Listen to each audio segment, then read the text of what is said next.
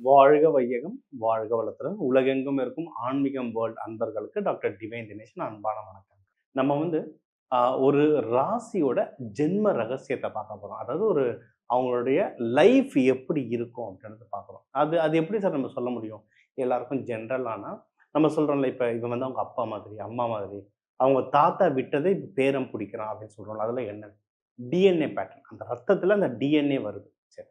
இது வந்து ஒரு குடும்பத்துக்கு சொல்றோம். ஓகே. இப்போ உலகத்துல ஒரு 800 கோடி பேர் இருக்காங்கன்னா, அந்த 800 கோடி பேரையும் ஒரு 12 ராசியா பிரிச்சிடலாம். ஒரு ராசிக்கு இப்படிதான் இருக்கும் குணம். சரிங்களா? ஒரு ராசிக்கு இப்படித்தான் இருக்கும். அந்த ராசியில ஒரு நட்சத்திரம் இருக்கும். அந்த நட்சத்திரத்துக்கு ஒரு பாதம் இருக்கும். அந்த குணம் எல்லாமே இப்படிதான் வந்துட்டு இருக்கு. இது வந்து இன்னைக்கு நேத்து இல்ல, பலாயிரம் வருஷமா ரிஷிகள், முனிகள் ரிசர்ச் பண்ணி பலாயிரம் புக்ஸும் இதுல இருக்கு. இவ்வளவு வருஷமா இந்த மெத்தட் வந்து சஸ்டெயின் ஆயிட்டு இருக்கு. சரிங்களா? இத பல புக்கை படிச்சு தான் இன்னைக்கு எல்லாருக்கும் புரியிற மாதிரி ஈஸியா நம்ம வந்து உங்க ராசிக்கு எப்படி இருக்கும்னு சொல்ல போறோம். சரி, இதனால என்ன சார் நல்லதுன்னா, நம்ம நமக்கு வந்து எது ஒர்க் ஆகும், எது ஒர்க் ஆகாது, எது செஞ்சா நம்மளுக்கு தேவையானது கிடைக்கும்ன்றது தெரிஞ்சாலே நம்ம வாழ்க்கையில முக்காவாசியான பிரச்சனை தீந்துரும். அதே மாதிரி நம்ம வீட்டில் இருக்கவங்களும் நம்மளை சுற்றி இருக்கவங்களுடைய ராசி இதுன்னு நம்ம தெரிஞ்சுக்கிட்டோம்னாலும், அவங்க குணம் இப்படி தான் இருக்கும்னா நம்ம புரிஞ்சுக்கிட்டா அவங்கள ஹேண்டில் பண்ணுறதும் நம்மளுக்கு ஈஸியாக இருக்கும். இது வந்து பர்சனலாக வீட்டில் இருந்தாலும் சரி, வெளியே ஆஃபீஸ் இருந்தாலும் சரி. இப்போ ஒவ்வொன்றா உங்கள் ராசிக்கு பார்ப்போம் வாங்க. மகர ராசி, மகர லக்னக்காரங்க. இவங்களுக்கு வந்து ஜென்ம ரகசியம் என்ன? மகரம்ன்றது சனி பகவானுடைய வீடு. சரிங்களா? சனி பகவான்ல 2 வீடு இருக்கு. இது முதல் வீடு. ஓகே. இதோடைய சிம்பல் என்னன்னு பார்த்தீங்கன்னா, ஒரு ஒரு ஆடு முதலையோட உடம்பு, இல்ல மீனோட உடம்பு இருக்கிற மாரி இருக்கும். அதாவது நீர் பாதி, நிலம் பாதி மாரி. இது வந்து பெண் வீடு, நில தத்துவம். ஆனா இந்த நிலம் எப்படின்னா, நிலம்லயே 3 இருக்குல்ல. ரிஷபம், கன்னி, உங்களுக்கு வந்து தனுசு. ரிஷபம்ன்றது ஒரு புல்வெளி மாதிரி. கன்னின்றது ஒரு கார்டன், இல்ல விவசாயம் பண்ற பூமி மாரி. இந்த இந்த கேப்ரிகான் அப்படி இல்லைன்னா மகரம்ன்றது சேரும் சகதியுமா இருக்கிற வீடு மாதிரி. சரிங்களா?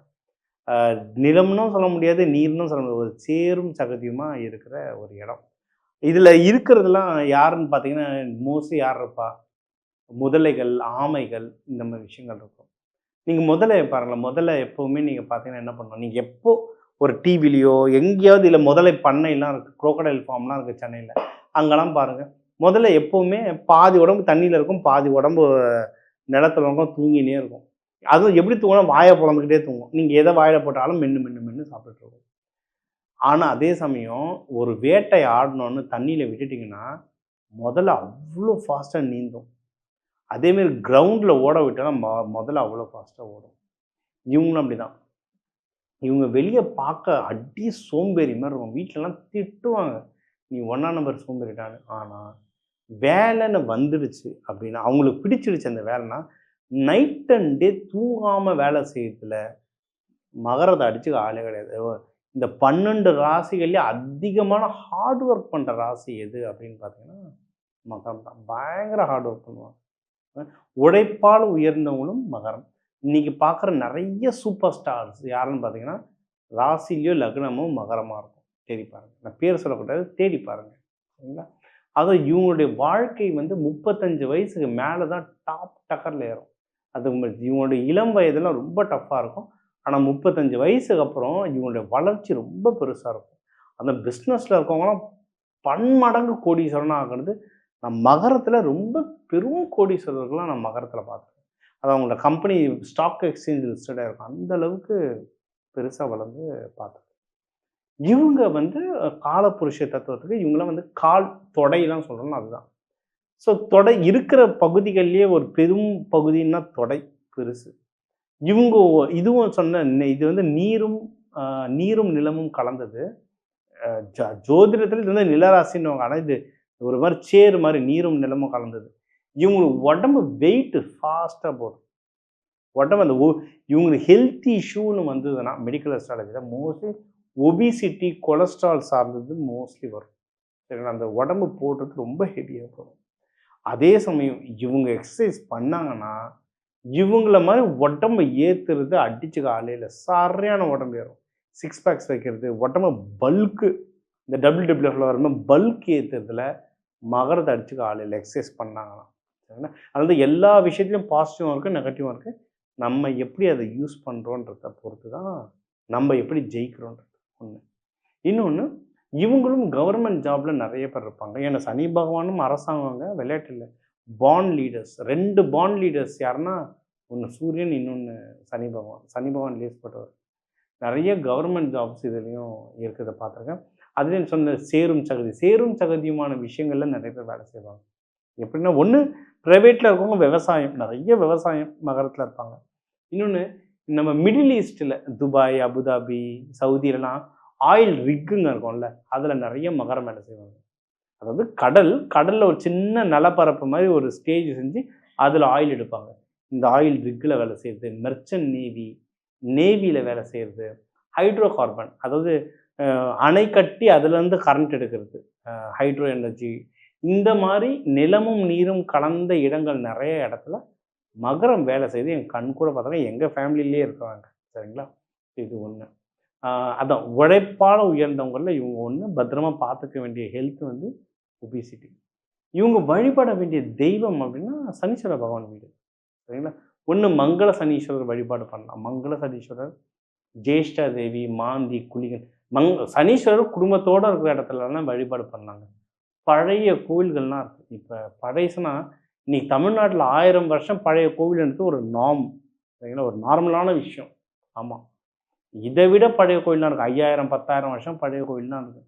நீங்கள் திருச்செங்கோடு எடுத்துக்கோங்க, அரப்பள்ளீஸ்வரர், கொல்லிமலை எடுத்துக்கோங்க, முதல் ரத்தன சபை, திருவேலங்காடு எடுத்துக்கோங்க. இதெல்லாம் வயசே என்னன்னு தெரியாத கோவில். இதெல்லாம் இந்த கோவிலெல்லாம் போனீங்கன்னா ஜேஷ்டா தேவி இருப்பாங்க.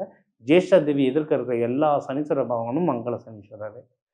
ஒய்ஃப் இருக்கும்போது எல்லா ஹஸ்பண்டும் கம்மன் தான் இருப்பாங்க. அப்போ ஒய்ஃப் இருக்கிற இடத்துல இருக்க சனீஸ்வர பகவான் மங்கள சனீஸ்வரர்.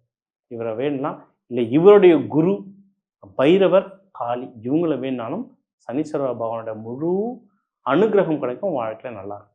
இப்போ தமிழர்கள்னு எடுத்திங்கன்னா தமிழ்நாட்டில் ஒரு 10 கோடி பேர் இருக்காங்க. வெளிநாட்டில் ஒரு 2 கோடி பேருக்கு மேலே இருப்பாங்க தமிழர்கள். ஒரு 12 கோடி பேர். நீங்கள் ஒரு ராசி லக்னம்னு எடுத்திங்கன்னா ஒவ்வொரு ராசி லக்னத்துக்கும் ஒரு 2 கோடி பேராவது இருப்பாங்க. இது எல்லாருக்குமே பொதுவான பலன்களாக சொல்லியிருக்கு. இதுதான் அடித்தளம். இது பொதுவான பலன். இது வந்து நீங்கள் வேறு ராசி, லக்னம், நட்சத்திரம், உங்களுடைய கிரகம், இந்த அமைப்பு வச்சு நிறைய விஷயம் மாறும். அதாவது வாழ்க்கையில் மனுஷனுக்கு 2 வித்தியாசமாக இருக்கும். ஒன்று கைரேகை. 800 கோடி பேர் இந்த உலகத்தில் இருக்காங்க. 800 கோடி பேருக்கும் வேறு வேறு கைரேகை. அதேமாரி ஜாதகம் 800 கோடி பேருக்கும் வேறு வேறு ஜாதகம். இப்போ கொடுத்துருக்கிறது பேஸ் லைன். இது உங்களுடைய ஜாதக கட்டத்தை வச்சு நிறைய விஷயங்கள் மாறும். சரிங்களா? ஸோ இதை தாண்டி உங்களுக்கு இல்லை சார், நீங்கள் சொன்னது எனக்கு நிறைய விஷயம் இதுவே மேட்ச் ஆச்சு, இதை விட எனக்கு ஒரு முக்கியமான, நான் ஒரு ப்ரமோஷனுக்கு வெயிட் பண்ணுறேன், நான் ஒரு கல்யாணத்துக்கு வெயிட் பண்ணுறேன், நான் வந்து இப்போ லவ்வுக்கு வெயிட் பண்ணுறேன், இல்லை ஒரு பிஸ்னஸ் ஸ்டார்ட் பண்ண போகிறேன், முக்கியமான டிசிஷன் எடுக்கணும், நான் என்ன பண்ணுறதுன்னு உங்களுக்கு சந்தேகம் வருதுன்னா நீங்கள் வந்து நம்ம என் நம்பர் இதில் இருக்குது, கால் பண்ணிட்டு ஜாதகம் கொடுங்க, கன்சல்டிங் எடுத்துக்கோங்க. டீட்டெயில்டாக சொல்கிறேன்.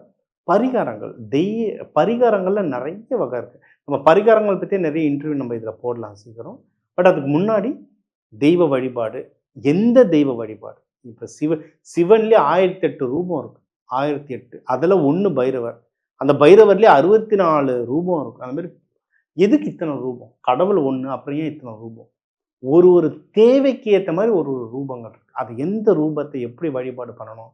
இல்லை நான் கோவிலுக்கே போக முடியாது, நான் வீட்டில் தான் இருக்கேன், நான் வீட்டில் இருந்து எப்படி பண்ணுறது? ஹோம் ரெமெடிஸ்ன்னு சொல்லுவோம். வீட்டில் இருந்து வாழ்வியல் பரிகாரங்கள்லாம் இருக்குது. ஒன்றும் இல்லை, கிச்சனில் இருக்கிற தானியங்களை வச்சா மேஜிக் பண்ணலாம். இந்த மாதிரி விஷயங்கள் இருக்குது. வேணுன்றவங்க தாராளமாக கால் பண்ணுங்கள். என்னால் என்ன முடியுமோ அந்த நல்ல விஷயங்கள் சொல்கிறேன். கேட்டு யூஸ் பண்ணி வாழ்க்கையில் முன்னேற டாக்டர் டிவைன் தினேசன் வாழ்த்துக்கள். வாழ்க வளர்த்துக்கள்.